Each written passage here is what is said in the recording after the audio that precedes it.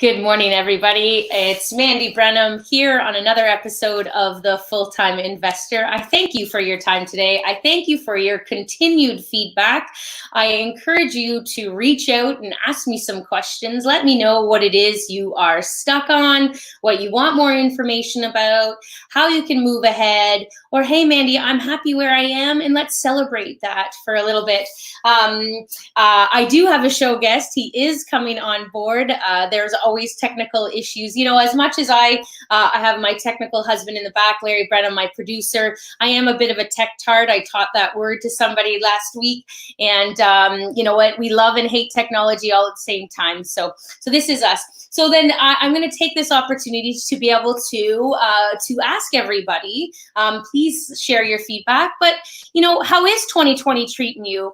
I had a post that I put up called the New Year's Slump, and I couldn't believe the amount of resonation I had with people to be able to say, here's everybody setting goals, it's going to be a great decade, and hey, I agree with that. I believe that we can start a new decade today. You can start a new decade tomorrow. You can start a new decade yesterday. It doesn't have to be on January 1st. That's just a day that people are used to a new beginning because there's a new year that's written there. But I share with you, I give you permission, not that you need my permission, to be able to say that when it's time for you to be able to hit a reset button, or time for you to be able to awaken to the possibilities that are within you, then today it could be that day. It's the start of a new decade. So this article that I wrote about a New Year's slump just kind of gave you permission to be able to say that maybe you weren't going in the same direction as other people with big goals and big aspirations. And so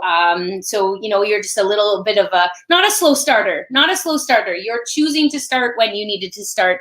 And so here it is. It's another wintry day for us. And I had a great start to my day. I had a great start yesterday. Was, you know, I was behind, but yet it was a good day. So almost like permission to be able to say that not every day has to be this laid out 5 o'clock start. However, you know, other people are saying it works for them. It doesn't have to be that same way for everybody. There's Mr. Kennedy Gates. Hey, Kennedy, how are you today? Kennedy has a phenomenal attitude to life, and I thank you for that. I thank you for continuing to inspire from within.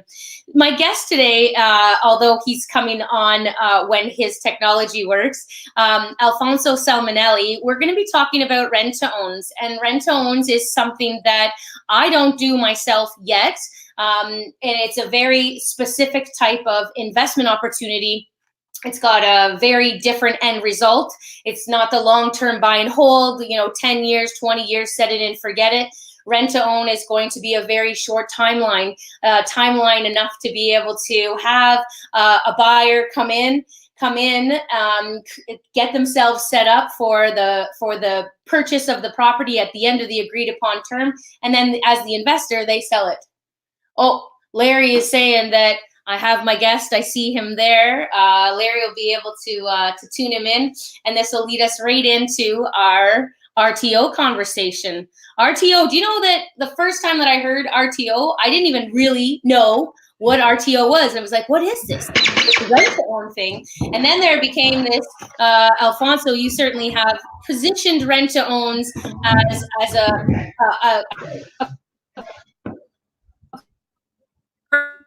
feel that they are making a contribution to another family's life, and at the same time they're getting they're creating a certain type of return within real estate that isn't always there with all these other types of investments, meaning a high cash flowing an asset.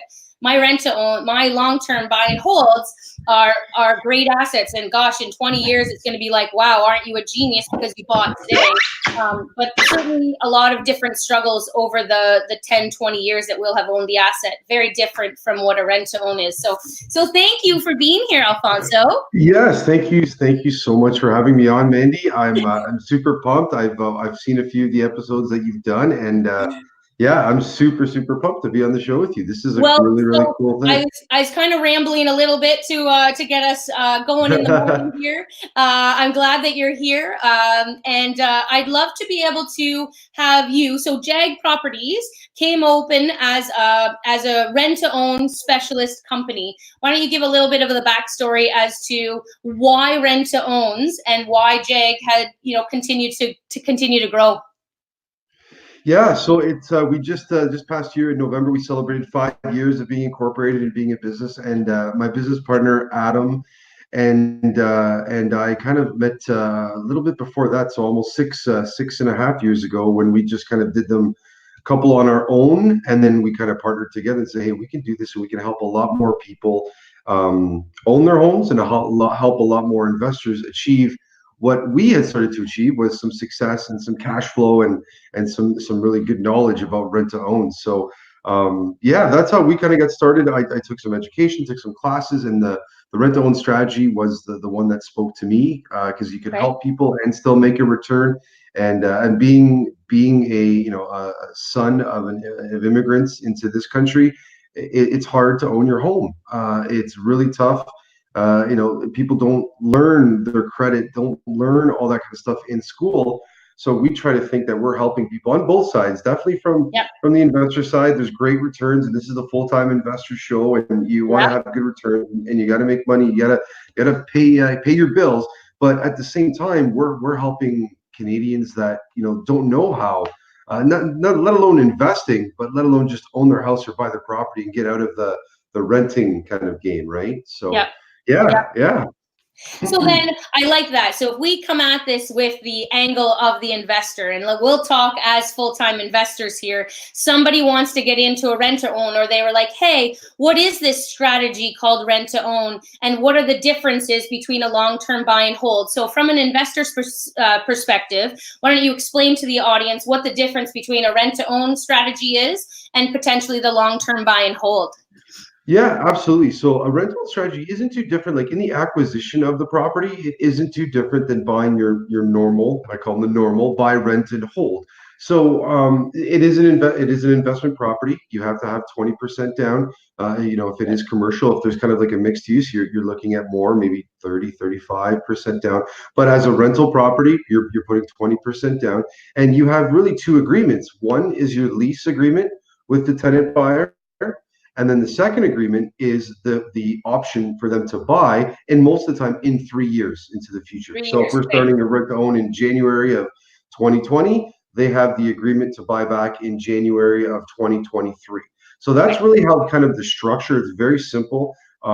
But the key part where we like to think is where we have the secret sauce is how we qualify our tenant buyer and how we basically, well, pre-screen them, and then how we get them ready and qualified and coached up so that they can own the house in 3 years. Because it's not like, okay, we're going to buy the house, we put a tenant buyer in, and good luck. Let's call them back in 3 years and see if they can Later. buy. Yeah, and good luck. And that's where I think a lot of the negative stigma around rent to own is because there is not a clear defined exit for that client or for that tenant buyer.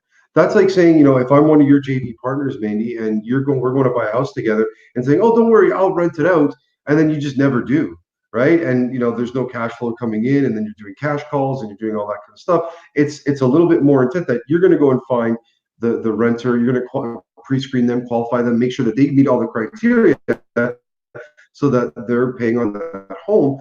We're doing the same thing level to saying, hey, are they going to be able to qualify for a mortgage in 3 years from now? And what do we need to do to get them Right. to qualify? And what do they need help on? If it's debts, if their income, if it's their down payment, right? So we're looking at all the different factors of why they can't qualify today.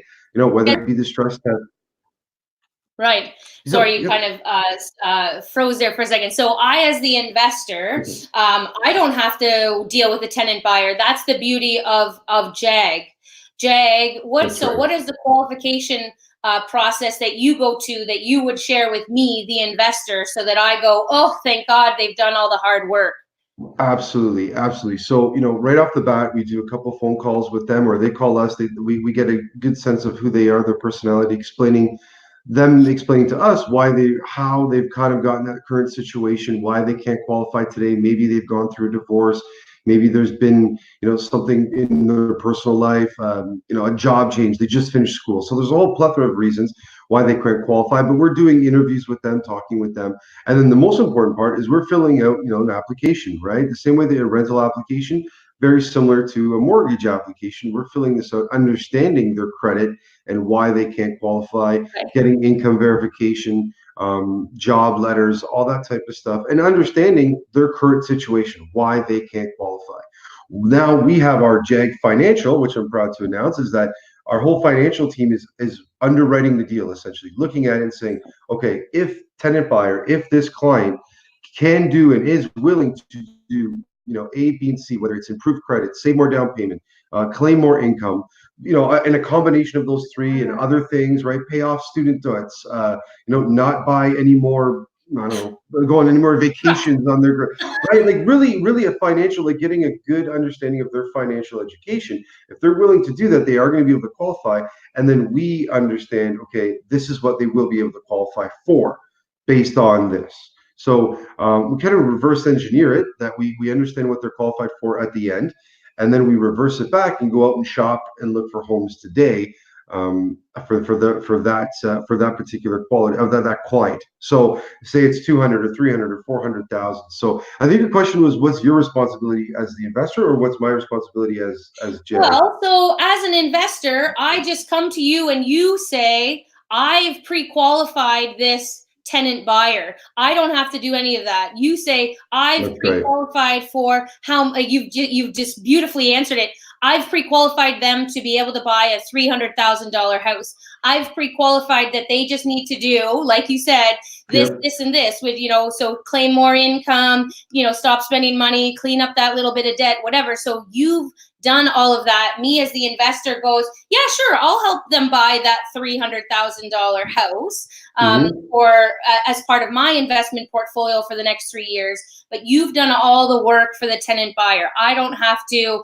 Do I ever meet them as an investor? And that's it. In some cases, our investors have. We you know what, a line that we came up with early on in our business, we say you can be as hands-on or hands-off as you want to be. Okay. And that's the whole point of, I think, real estate investing. At some point, we want to be hands-off, and it's a business that operates, right? Like franchise owners of McDonald's or any other fast food restaurant. Let's not use, unless they're going to sponsor your show. Let's not pump them up. But let's say the owner of a fast food franchise, they're not the ones putting the ketchup on the burgers, right? They're not the ones, they're maybe looking at, expanding and growing on the business and hiring and firing people, but we're the ones that are actually doing that for the investor, screening them, underwriting them, knowing that we're going to be working with them, right? So we're going to be working with them through those 3 years. So we want somebody that's going to be compliant, that is willing to improve their credit, save more down payment. So we're pre-screening them. And then, reporting back to the investor. So to answer your question, if you want to come to the home inspection, you'd be more than welcome to, or we'll send you the full report. We'll send you some videos. We'll send you some of our notes.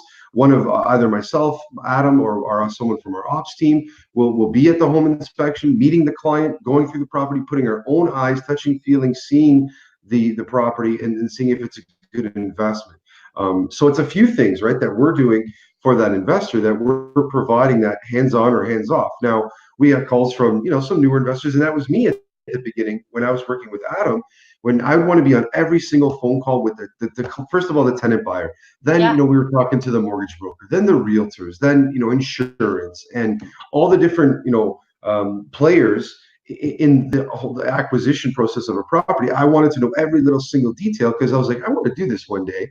So I want to learn that. So we offer that as well too. So if our investors want to be on phone calls, they want to be involved. If I remember sneaking out and being cell phone, on mute, listening to the call, so I could be like, okay, that was going on, to get a little bit of a comfort level of what was going on in the deal. And I think I recommend that for especially newer investors.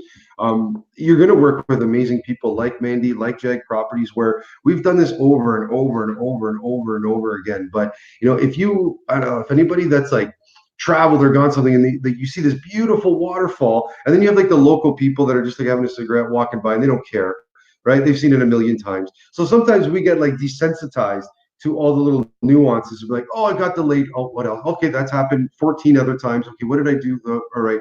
So we want the investors to kind of Yeah. ask the questions. Why are you doing this? How are you doing this? I love explaining that, or seeing like, a bright-eyed new investor. Well, oh wow, the seller said no.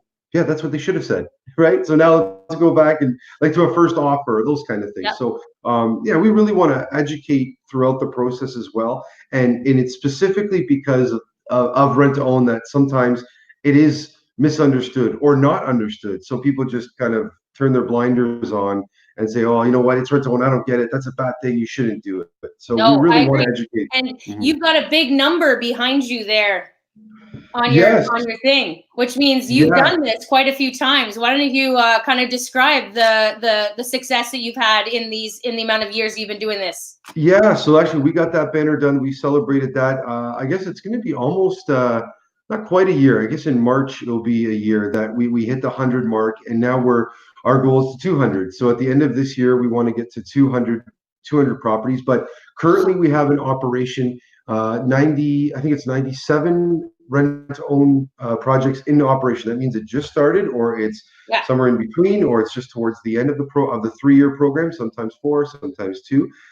We've exited successfully out of 42 properties. So that means the client, the tenant buyer, has bought back their property 42 times from us, and now are proud owners of their property, their home, right? So for us, it's a Right. property. For them, it's they chose that 3 years ago, and now they own that home. So yeah, that was just a little So bit to let's celebrate. talk about the ending then for the investor. So here we are. We've come in. You've got the two agreements up front. One of them is a 3-year sales agreement with that tenant buyer. Now flash forward, everything. We'll pretend that everything's gone great for those 3 years, and here we are upon exit. Maybe just describe that from an investor's standpoint, what that exit kind of looks like. Absolutely. And so again, so JAG has worked with the client for 3 years. They've gotten everything ready, and typically 2.5 or 2 years and 9 months, our Okay. credit team, our financial team is going to be able to put a mortgage commitment in front of our tenant buyer. So that's when we start the sell back. And really, it's a lot easier to sell back to. It's like you've done a whole bunch of private sales, so it's really a private sale from the investor to that tenant buyer. The terms are agreed upon because the purchase price was determined 3 years prior, so we know Okay. what the purchase price was. We know what the terms are, that when the client's going to move in, they're already living there. So Yeah. really, it's just kind of a little bit of paperwork, changing the title, paying some land transfer tax to the government, to make sure now that the title has transferred from the investor now to the tenant buyer. And really, besides us kind of dropping off maybe a bottle of wine or some treats, kind of saying to the tenant buyer, "Welcome home. Now you officially own the house." Oh, And nice. it's the funniest. Not the funniest, but it's a good way to describe it. Is one of our investors said, it's like if you live with your girlfriend for a few years, then you get engaged, and then you get married. If you still live with her, there's not, you wear a ring, or there's a document, there was a big party, everybody, that kind of stuff. But now you're just living with your wife and not your girlfriend anymore, right? So that's really what it was. But for the tenant buyer, they buy back the house, and obviously, we do agreement of purchase and sale, have the lawyers close on it, pay the taxes, and yeah, that's really the transfer at the end. And again, we help facilitate that as well too, where Right. the investor reads through a couple documents, make sure the closings, make sure that they have all the, and then the same thing for the tenant buyer, right? The mortgage approval, the down payment, which we've saved for, the income verification, which we've checked all the way through, and of course the credit score that they've improved and follow the program, or the financial fitness program now that we offer, that they follow throughout that program. Wow. So, there's just so many things that come into my head, but the point of working with JAG is that you're there to be able to nurture and ensure that that tenant buyer is on the right track, and then you help facilitate the end. Maybe describe to me some of those horror stories to be able to say, like, that sounds to me like it. When I do a rent to own, it'll be like, be able to say, like, I'm ready, and away we go, we'll pull the trigger. But just describe the difference with like maybe an investment when somebody says, oh, I thought I could do a rent to own with this, this person. Some of the ways that people can misconceive what a proper rent to own is compared to like something shitty. Yes, absolutely. I got you. So, and that's it. And that's where the negative connotation or negative stigmatism Yeah. comes around rent to own, is that there isn't a clear decline plan. When you're buying a property, whether to flip it, to reno it, to duplex conversion, or just to rent it, you have a plan in place, and you probably have a few: plan A, plan B, plan C, if things don't go according to plan. Very similar. That's the way we do our rent to own.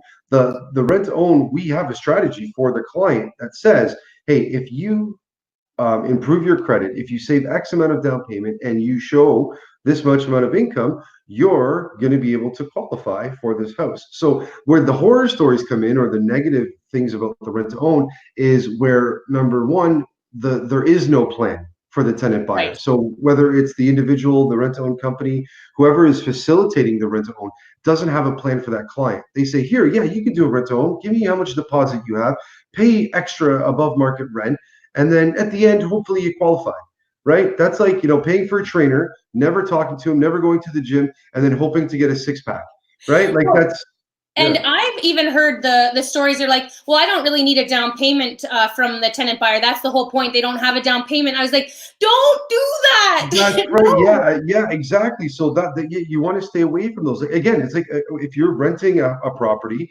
would you rent to somebody that says, no, I'm not going to give you any application, and I'm not going to give you first and last month, but don't worry, I promise I'll pay you in a month from now? No, probably not going to do that, right? So that's where there's no plan for the client to actually, like, they have to have some money saved down, because if anybody, whether we're buying it as a corporation, whether we're buying it as a rental, whether we're buying it as our own personal home, you have to have a down payment. Whether it's a commercial, right? You have to have 35% down. So you have to have some down payment. The zero down payment days are gone, right? There's the creative financing strategies are great, but when you're talking with bigger lenders or institutional lenders, they're going to want some skin in the game. You have to put that. I always look at it, if somebody's going to borrow your car, you want some type of deposit, right? So like, what's that security that the lender or the banks have? So we think of a similar type way that we collect some down payment. So definitely the client has to have some of the down payment. And then when you don't collect that, you're right, that's when their horror stories are. Another thing too is that they don't have like a steady stream of income, or it is on, like a government assistance program or something like that, where most lenders won't recognize that, or it will change, or they only take a certain percentage of that income, right? Like I was saying with our rental properties, right? They'll only take 50% or 70% or 30%, depending on who the lender is.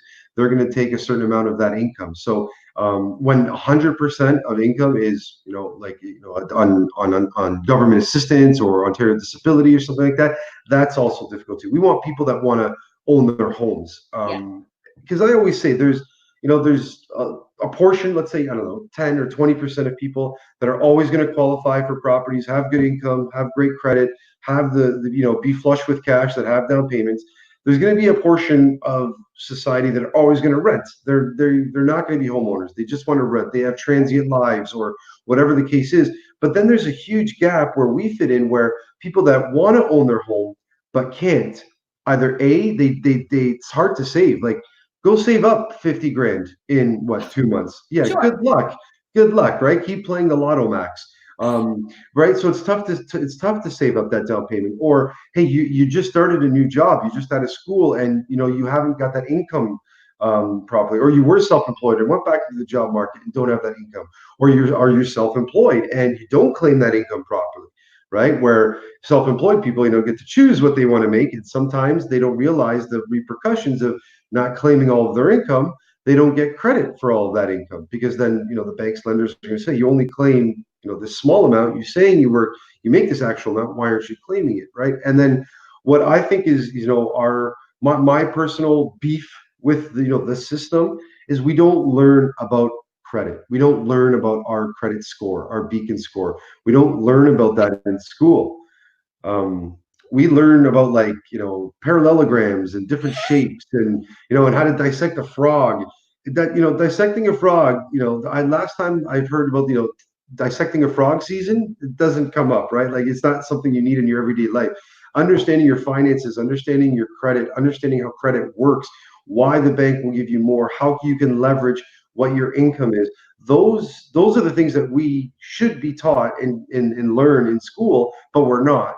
So as adults, we're forced or we're stuck to learn it on our own, and we're stuck to or forced to learn that on our own sometimes from people that don't know it themselves, right? Depending on who our circle is. And I in my life been really fortunate to take some classes, been networking, and meet some amazing people that you take a tip from Andy, you take a tip from the next person, a tip from the next person, and then you customize that for your own life. And you're like, wow. But that common person that are looking, that are tenant buyers, they don't have that. They're going to work, they're paying their bills, they're spending their visa, they want the next thing that they just liked on Instagram, they're buying the iPhone 15 now or whatever it is, and getting that thing and not understanding the impact that it's having on their own credit and how they can leverage themselves. And they're just like, I need to, I'm poor, I don't have any more money, I have money, I have terrible credit, and they don't know how to fix that.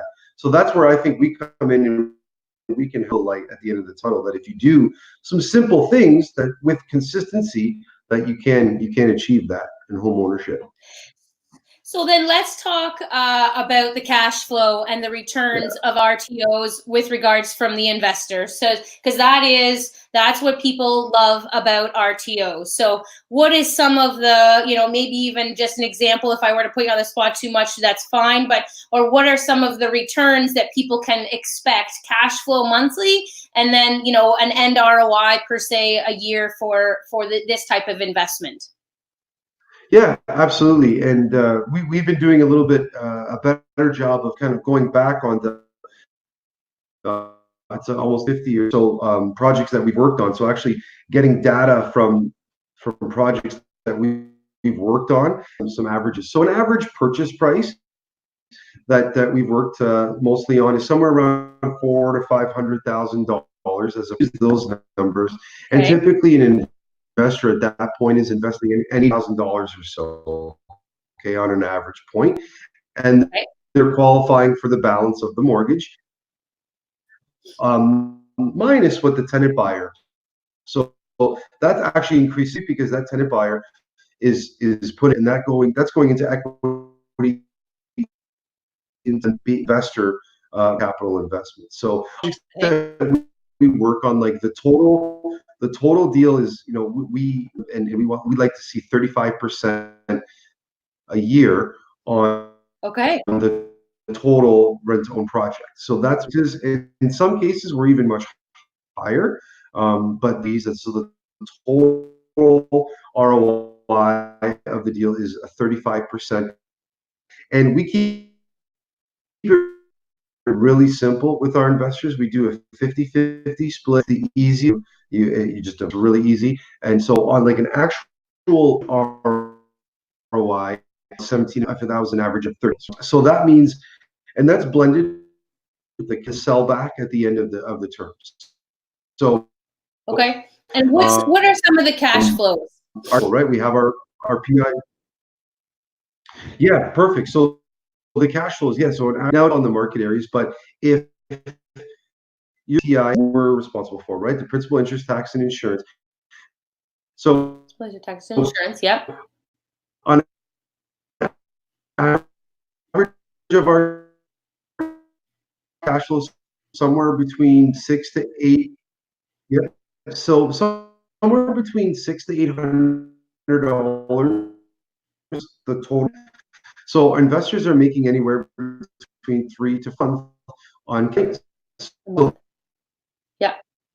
that again with property, and we're using, depending on the areas, like even in when appreciation rates were like 20%, we're still using sort of appreciation rates of any 5, sometimes 6%, and that price. So it's really the combination of how we get that 35 or plus ROI in most cases. Sell back of the property, and you can kind of be $300 to $400 from the investor side. So that means the total deal. Again, those are numbers. I'd love if I could show you even higher ones that we do, but that's where we get to see like those clients that are bringing those tons of really. Or that's kind of our standard one. Let's move on. Let's do that one. There we know what to do. So and you, what I love, and that's what. That's what's Oh, allowed. Mhm.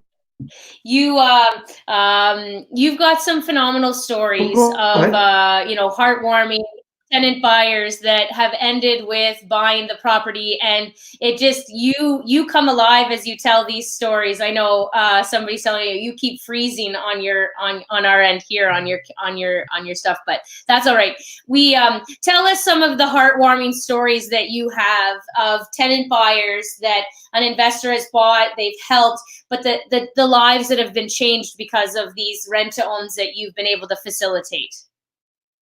Yeah. Can you hear me there?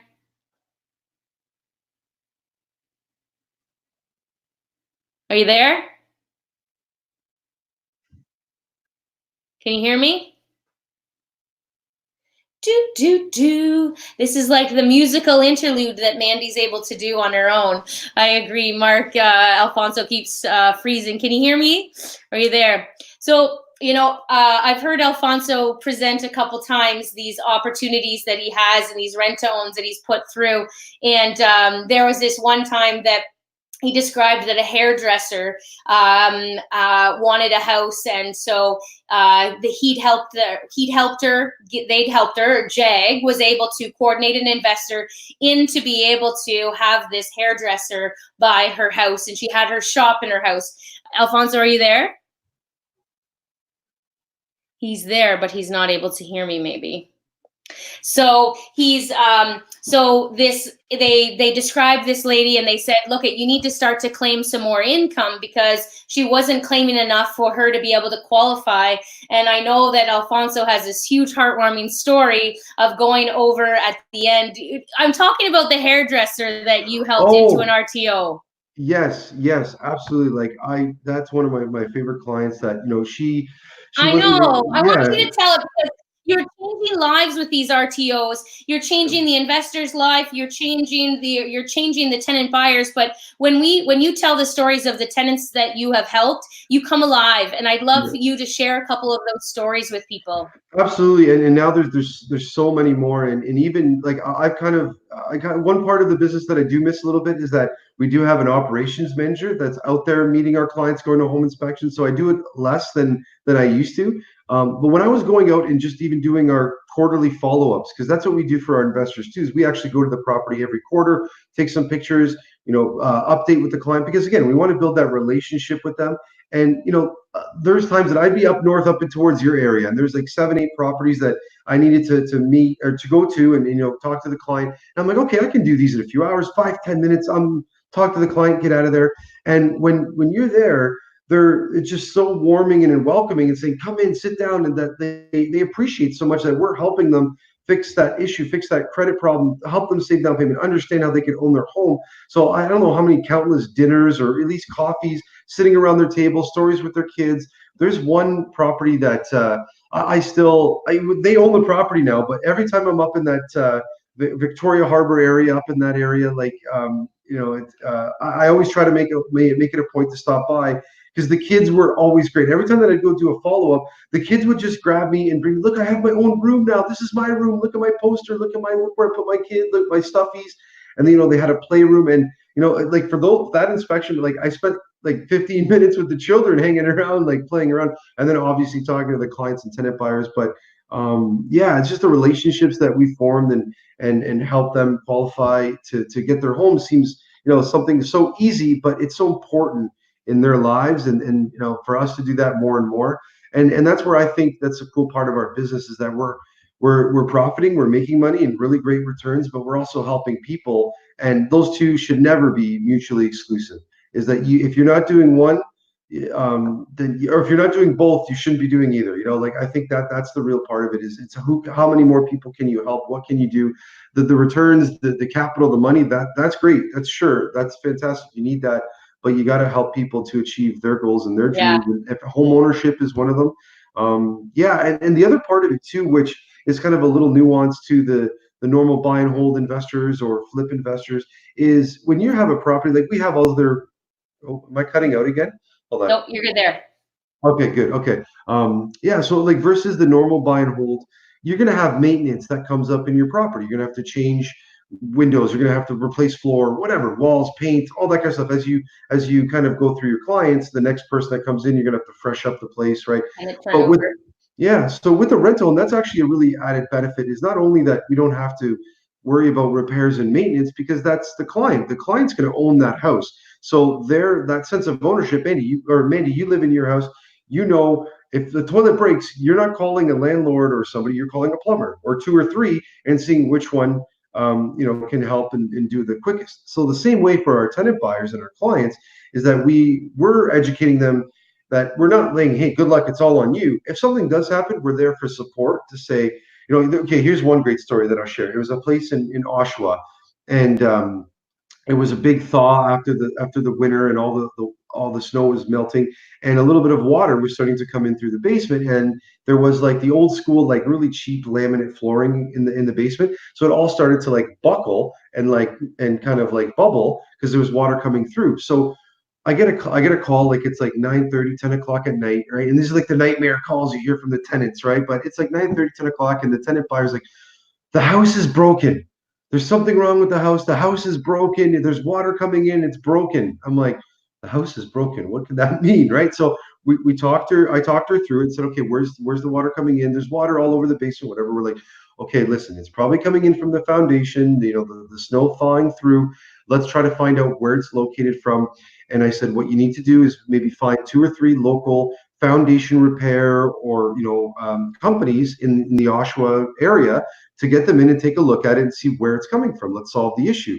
Well, the floor is all buckled, and she was all worried about the surface stuff, right? The Right. floors, and I'm like, that's okay. We can replace flooring. The bigger issue is where is this water coming from? So sure enough, she followed our instructions. It was great. She called a few contractors to come in, take a look at the issue, see what the issue was. And it was the second contractor that came through. And I'm not going to say the name. I never will say No. their name. And they just put like crazy things on this. Like they were replacing the whole stairs, baseboards on the other side of the house where there was no water. Really, like kind of. I mean, because she was, a rookie or first-time homeowner, this contractor kind of saw a deer in the headlights and like accelerated the gas. And luckily that I don't think ever she would have maybe gone with this particular person, but just the fact that she was, oh my God, it's going to cost $10,000 to do all this, whatever. We're like, this guy's quoted out like $2,000 to replace your stairs. Like you don't need to replace your stairs. There's nothing wrong with them, right? So that was a little bit of like a help and guidance to the client. The tenant buyer ended up finding it was about a $1,500 15 to $2,000 repair of basically kind of digging out on the outside a little bit, reparging, a little bit of injection on the inside, some flooring, getting that all taken care of, and the client did pay for that. But again, I like to think is that we help them through that process.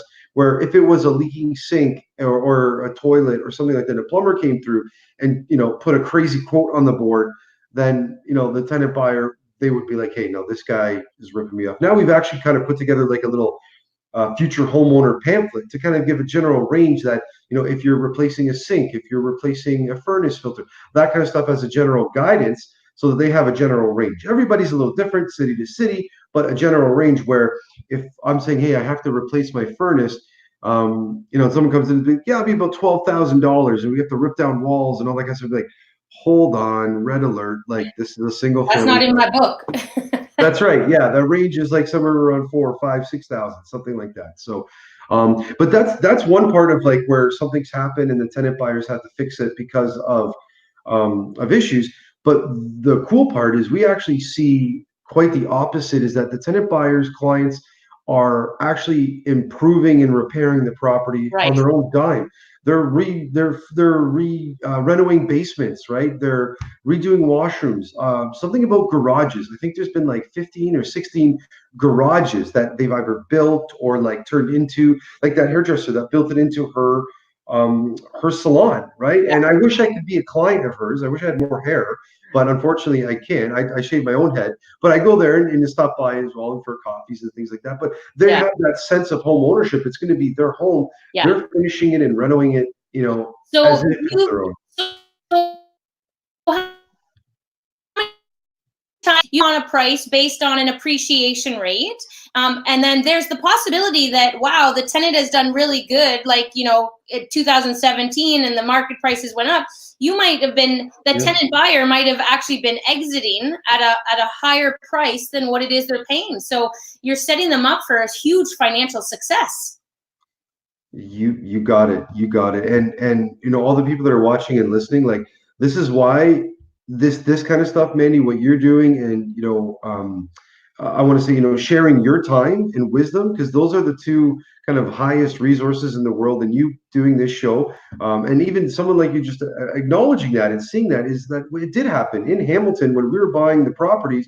It appreciated 14, 15, 20%, and we were using 4 and 5%. So Right. these clients are actually buying the property with, you know, 30, 40, $50,000 of equity. Now, when they go appraise it, most lenders are going to give them the purchase price, not the appraisal price, the lower of the two, right? But again, they can go in a year or refinance it or do something with that equity into the home right after they own that, right?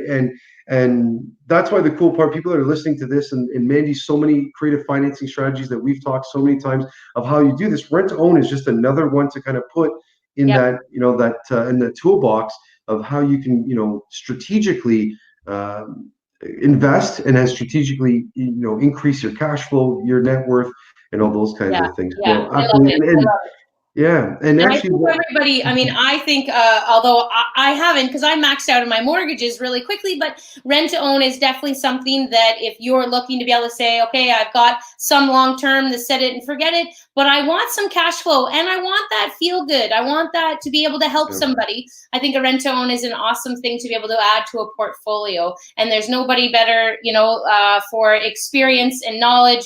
You're out there, you're sharing, you're in the trenches, you are setting people up for success, whether that be the tenant buyer or the investor. And so I know that Larry's been sharing a bunch of different ways to be able to get a hold of you, your website, your Facebook group. Is that correct? Anything else? Absolutely. And you know what? Reach out to me directly. It's Alfonso, ALFONSO, at JAG Properties, JAAG Properties.com. Yeah, there it is right there. I love that. Look at this. Wow. I know. Yeah, reach out to me directly. And Mandy, I want to thank you for having me on the show. This is so cool. I'm so fortunate that, you know, we've connected over the last few years in networking rooms and talking about real estate, and you know, and actually presenting to a few groups together, and hearing your story and what you and Larry have been able to accomplish, and helping so many people. I'm so proud of you and what you do, and helping people, and encourages me, and should be encouraging all the people listening as well too, to do the same, to help and live better lives, right? So thank you so much for having me today. Thank you. That was awesome. Great show. Technical issues. We got to love and hate technology all at the same time, but you know what? We couldn't be where we are today without it. So I thank you everybody for watching another episode of The Full-Time Investor. Rent to owns is a strategy that I think everybody needs to know about, from the correct company, from the correct point of view, because we want to make sure that we set you up for success as well. So reach out to Alfonso. Lots of stuff going on at JAG Properties. It's Mandy Brenham signing out for another week of The Full-Time Investor. I'll see you next week. Thank you.